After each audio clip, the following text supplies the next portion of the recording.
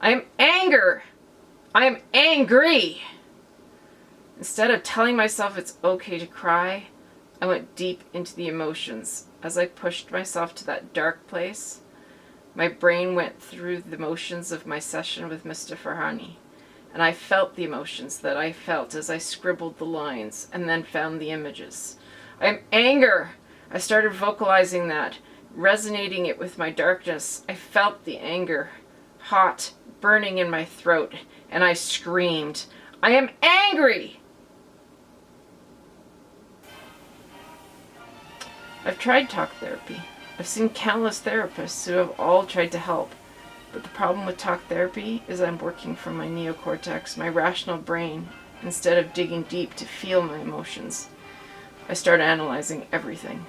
It's like a sports commentator watching the game from the sidelines. While entertaining, it lacks direct involvement with the play. What else you felt when you were doing that?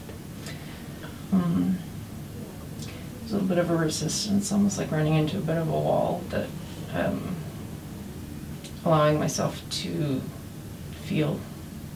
really feel the emotions when they came up, as opposed to just fighting back, fighting and pushing them back down. What is that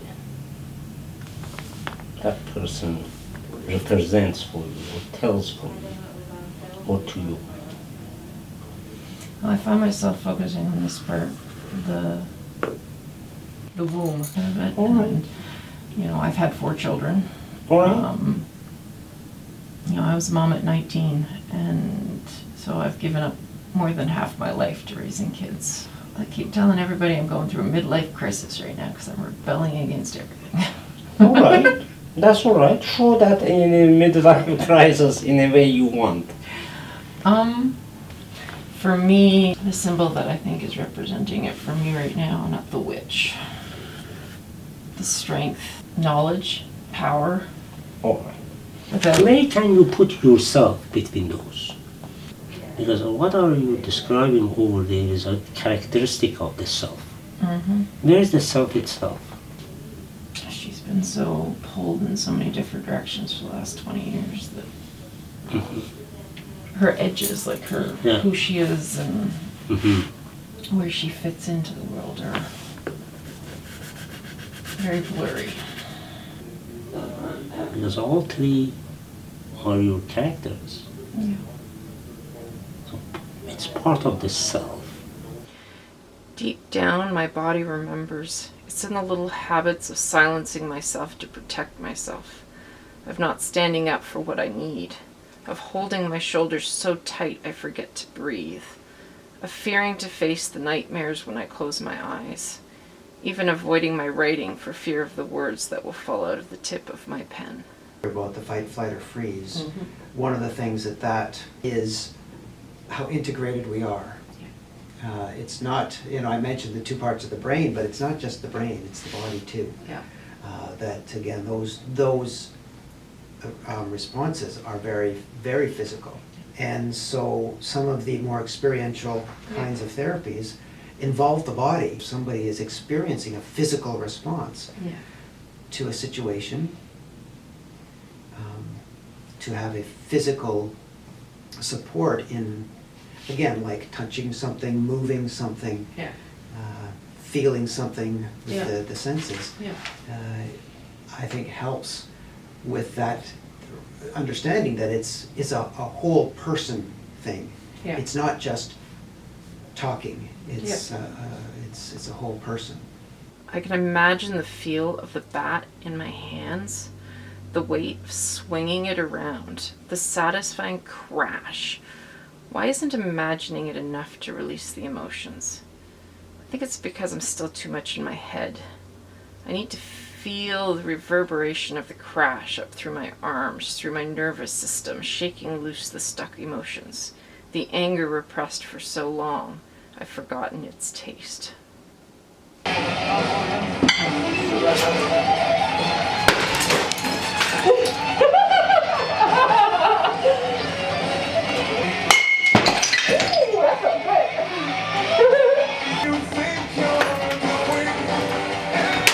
Oh yeah, that was cool.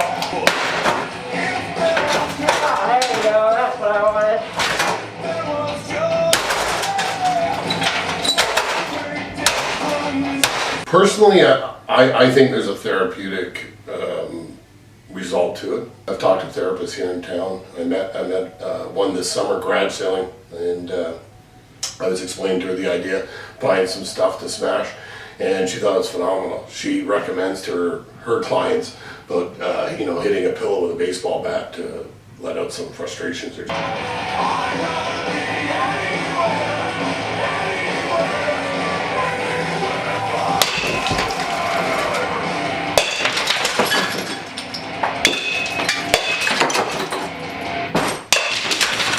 There was one point when I was breaking. It was like there were like flower pots piled on top of each other, and I specifically, visualized the face of my oldest child's father, and it felt incredibly good to just break it.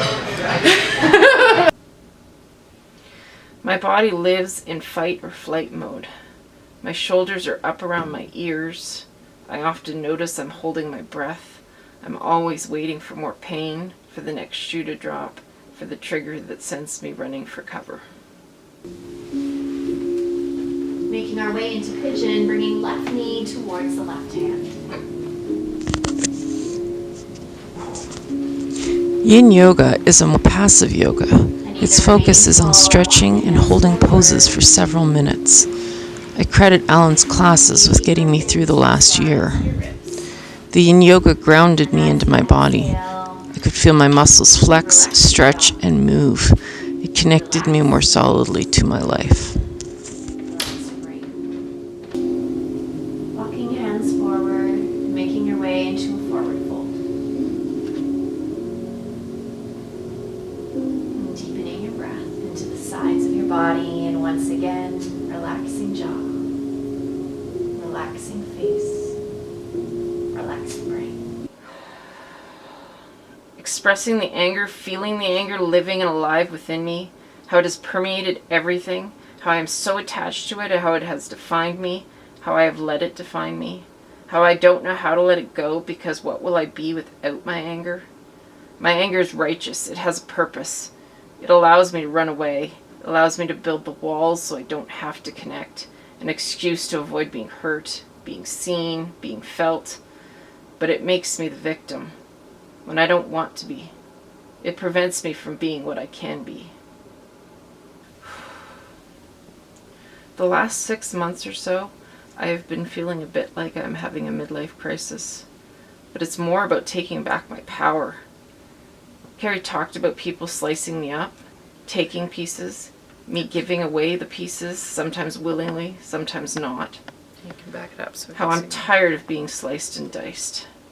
I'm taking back that which has been taken, and I'm putting me back together. her eyes. Going back to school 2 years ago was a big step in my healing journey. I have found so much of who I am, who I was, who and what matters, and I am less fearful of making others uncomfortable. I get impatient though. I want it all now, but it doesn't work that way. It's a daily process. Habits and routines develop to support the journey. Everyone is healing from something, and the journey of healing is a lifelong process.